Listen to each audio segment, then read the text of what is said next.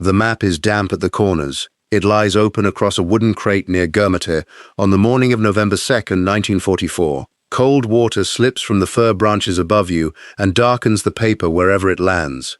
Vossenack is printed in small black letters, Kommerscheidt sits farther east, and Schmidt lies beyond it, while the Kall River between them is only a thin blue line. On paper, none of it looks far away. A staff sergeant folds the map before you can study it longer. Around him, men tighten straps, check pockets, lift packs, and wait for the next instruction. Nobody speaks about how the road ahead will feel. The map has already done what maps are supposed to do. It has reduced hills, trees, roads, villages, and a river into something a finger can cross in a second. You have been with the company for less than a day. That fact shows in ways nobody needs to mention. The older men know where to stand when a vehicle stops, which straps to loosen before a march, and which ones to leave tight, and where to keep food so they can reach it without removing half their equipment.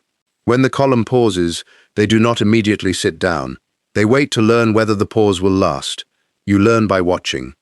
The rifle across your shoulder feels heavier than it did in training, not because it has changed, but because everything else has been added around it.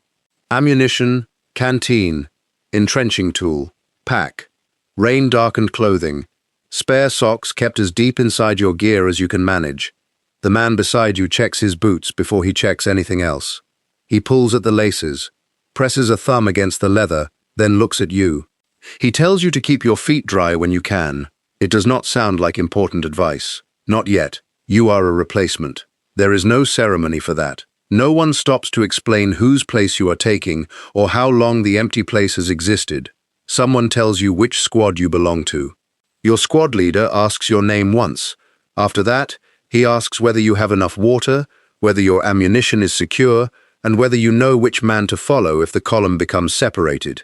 You answer yes. The truth is that you know the procedures better than you know the people. By mid-morning, the woods seem to absorb distance. Roads vanish behind trees after a few dozen steps. The sky exists in pale pieces between branches. Water gathers on helmets and sleeves, runs down packs, and taps softly against metal, so that even when nobody is speaking, the woods are never completely quiet. Drops fall through the canopy, boots drag through wet leaves, and somewhere behind you a vehicle keeps idling. Then the rhythm changes. Men begin tightening straps. Messages move down the line. The regiment is going east. Vossenack first. Schmidt after that.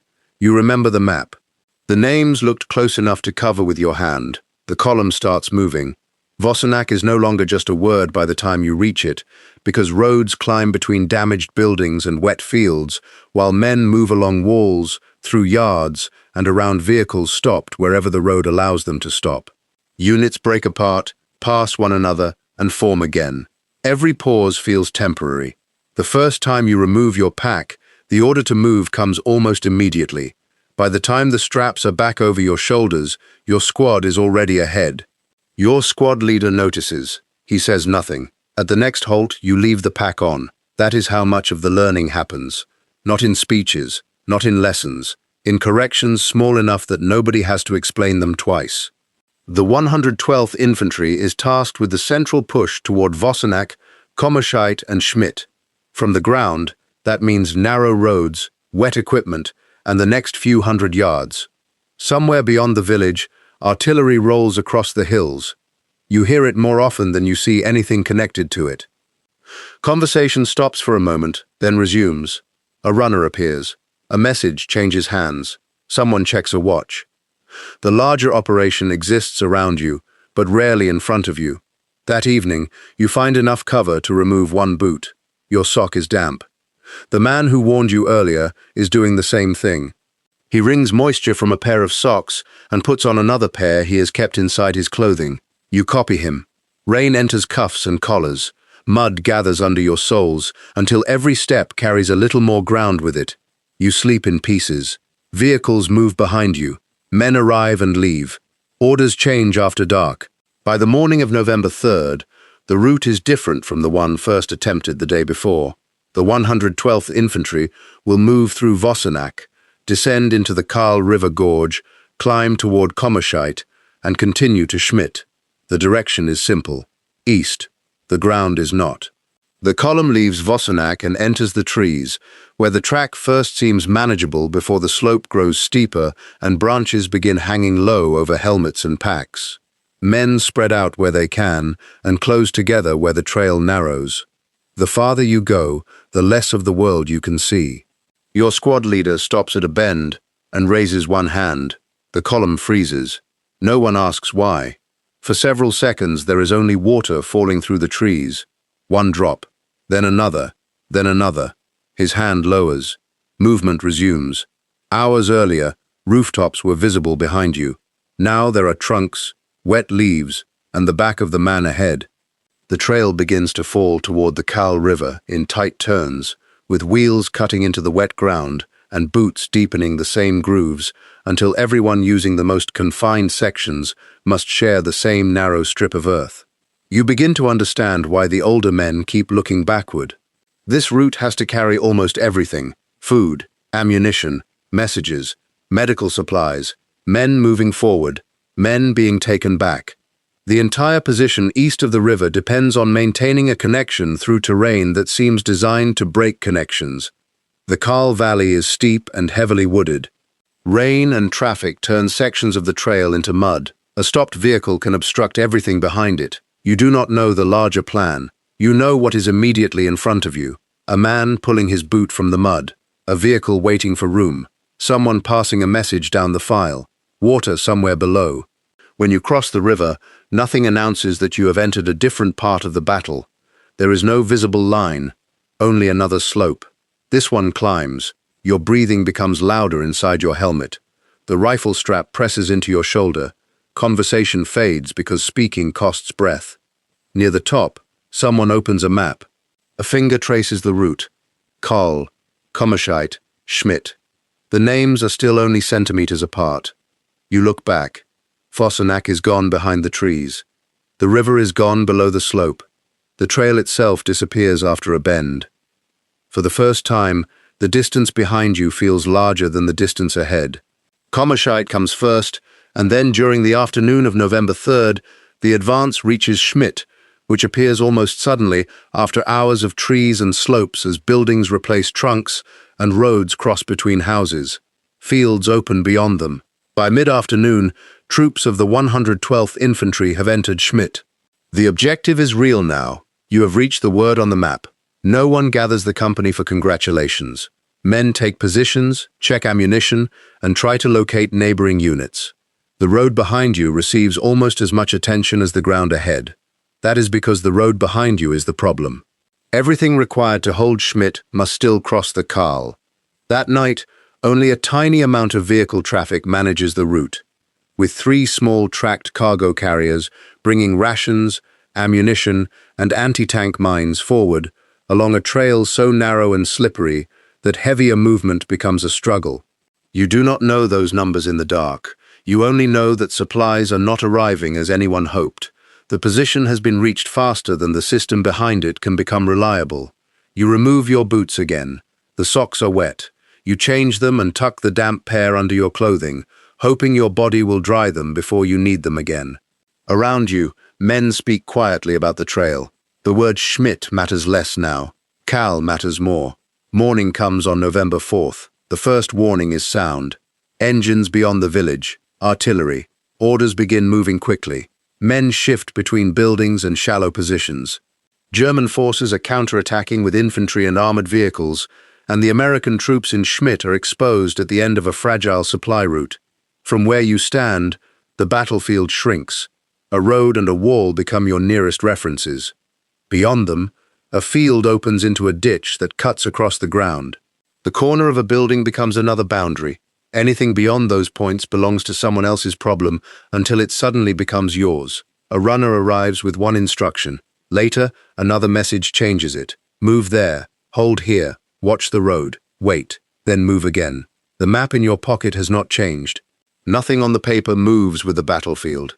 The counterattack pushes the American position out of Schmidt. Men begin moving back toward Kommerscheidt, some in organized groups, others appearing from roads you did not know were occupied. You stay close to the squad leader now. Nobody has to tell you. Behind you, Schmidt disappears by degrees. Ahead is Kommerscheidt. Beyond Kommerscheidt is the slope. Below that is the Kall. Beyond the Kall is Vossenack. You understand something that training never needed to explain so clearly. Taking a place and keeping it are different jobs. Keeping it means feeding it. Supplying it, connecting it, reaching it, leaving it when someone can no longer be moved there or taken away from it. The distance between success and failure may be the same distance you walked yesterday. At Kommerscheidt, your squad leader counts the men, once, then again. He looks east but says nothing. Water runs from the edge of your helmet. The forest is behind you now, but the road back through it no longer feels like the rear. Over the next days, time is measured by whether movement remains possible. As a runner gets through, a few boxes appear, and then nothing arrives for a while. The supply line has not failed cleanly, because it still works sometimes, and the difference between possible and impossible changes by the hour.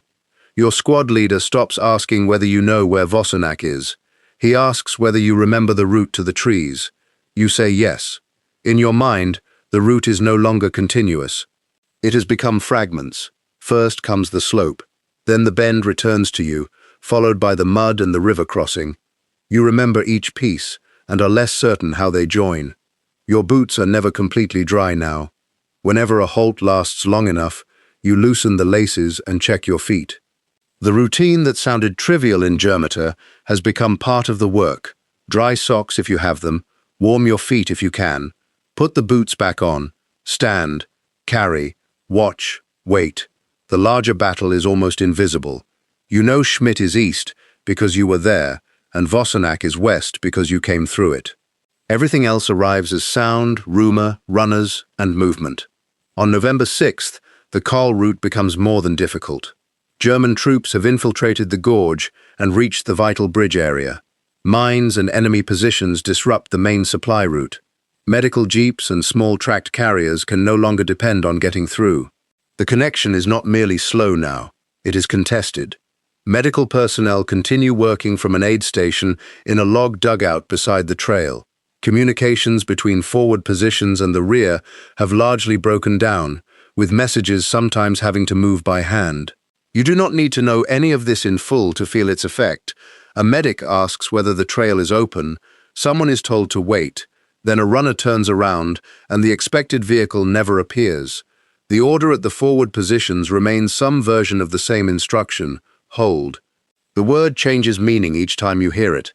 At first, hold meant stay where you were placed. Now it means remain, while food, ammunition, communications, reinforcement, and evacuation all become uncertain.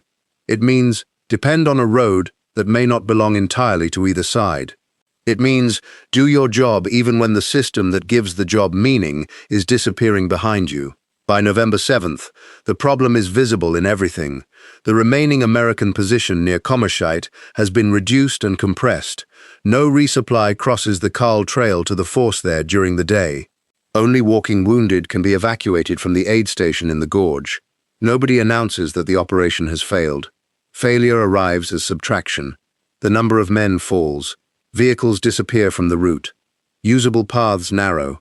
Choices become fewer. Your squad leader opens a map again. Rain freckles the paper. His finger finds Kommerscheidt, then the Kall, then Vossenack. For the first time, he does not trace the route toward Schmidt. The objective has moved behind the problem. You look at the river drawn as a thin blue line. A few days ago, it seemed insignificant. Now that line divides what can be reached from what may not be reachable at all. On November 8th, plans turn toward withdrawing the remaining American forces east of the Kall. It does not feel like the reverse of the advance. There is no clean column retracing its steps. Men strip down to essentials. Wounded men and litter bearers move toward the river, while other troops prepare to move separately through the woods. Darkness hides movement, but it also hides the trail and the slopes. You reduce everything you own to what you can carry. Weapon, ammunition, canteen, pack, whatever dry clothing remains. Your boots. The squad leader counts again, then you move west. Under the trees, the last light disappears quickly as men try to keep contact through the darkness, and progress slows over broken ground, branches, debris, and steep slopes. Groups separate, with some continuing toward the river, while others lose the route and search for another way down. The withdrawal does not remain a single column for long. The map cannot help much now. You follow the man ahead until you cannot, then follow sound, a voice, branches, water. The Kall is somewhere below. You recognize the slope only after your foot slides on it. A bend becomes familiar only when someone ahead stops. Places you passed in daylight on the way east return as shapes in darkness. The route has not changed. You have. At the river, movement slows again as some men cross at the bridge. Others search for places where they can ford, and groups that began together arrive separately. The withdrawal stretches through the night, and many of the men who reach the west bank still have to climb before they are clear of the gorge. You stop once long enough to loosen a boot. The sock underneath is soaked. There is no dry pair left. You pull the same sock back into place, tighten the laces, and stand. The routine remains. The promise behind it is gone. Hours pass in fragments. Mud, branches, a direction whispered in the dark, a halt, another slope. Eventually, the forest begins to open. Some men reach American positions during the night. Others are guided farther to the rear as November 9th begins. The withdrawal scatters the force into smaller groups, but hundreds of men make their way out from east of the Kall. There is no moment when someone declares the journey finished. There is simply a point when men around you stop looking east. Later, someone unfolds a map that is creased, stained, and soft from being folded too many times, and your eyes find the same names again. Vossenack, the Kall, Kommerscheidt, Schmidt. Nothing on the paper explains what happened between them. The river remains a thin blue line. Roads remain narrow marks. Schmidt is still only a word. You can cover the whole route with the width of your hand. A week earlier, that made the objective seem close. Now you understand what the map cannot measure. A road can become unreliable one vehicle at a time. A message can arrive after the situation that produced it has changed. Wet clothing grows heavier after days of rain. A familiar trail can become strange in darkness. The map shows none of that.